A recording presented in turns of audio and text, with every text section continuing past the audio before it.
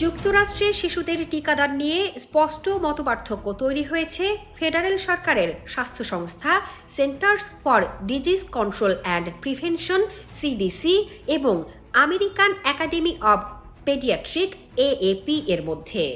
প্রায় ৩০ বছর পর প্রথমবারের মতো এএপি ফেডারেল সরকারের প্রস্তাবিত টিকাসূচির বাইরে গিয়ে নিজস্ব সুপারিশ বহাল রেখেছে।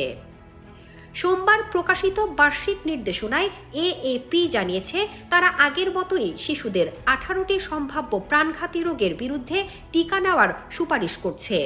এসব রোগের মধ্যে রয়েছে কোভিড-19, ইনফ্লুয়েঞ্জা, হেপাটাইটিস এ ও বি, হাম সহ অন্যান্য সংক্রামক রোগ।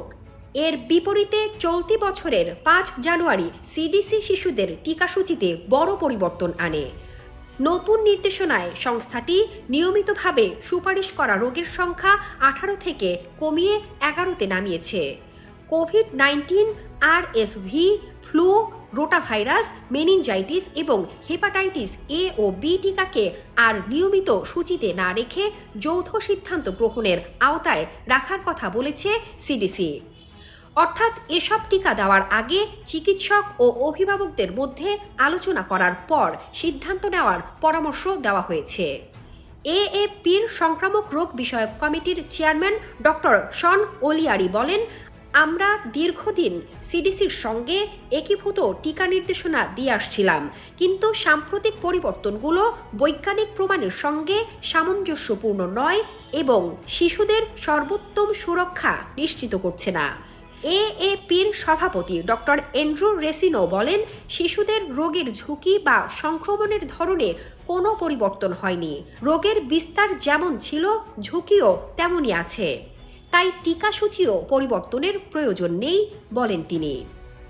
স্বাস্থ্যনীতি গবেষণা সংস্থা কেএফএফ এর তথ্য অনুযায়ী অন্তত 28টি অঙ্গরাজ্যের স্বাস্থ্য বিভাগ জানিয়েছে তারা সিডিসির নতুন নির্দেশনা অনুসরণ করবে না, বরং তারা এএপির সুপারিশকেই কার্যকর রাখবে। পাশাপাশি আমেরিকান মেডিকেল অ্যাসোসিয়েশন সহ একাধিক বড় চিকিৎসা সংগঠন এএপির অবস্থানকে সমর্থন জানিয়েছে।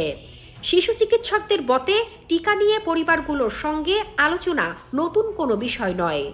ইলিনয়ের শিশু চিকিৎসক ডক্টর ডিয়ানা বেহরেন্স বলেন, টিকা বিষয়ে অভিভাবকদের প্রশ্নের উত্তর দেওয়া আমাদের নিয়মিত কাজ। চিকিৎসকের ওপর আস্থা রাখাই এখানে সবচেয়ে গুরুত্বপূর্ণ। ফেডারেল নির্দেশনার এই পরিবর্তন শিশুদের টিকাদান নিয়ে যুক্তরাষ্ট্র জুড়ে নতুন করে আলোচনা ও উদ্বেগ সৃষ্টি করেছে বলে মনে করছেন বিশেষজ্ঞরা।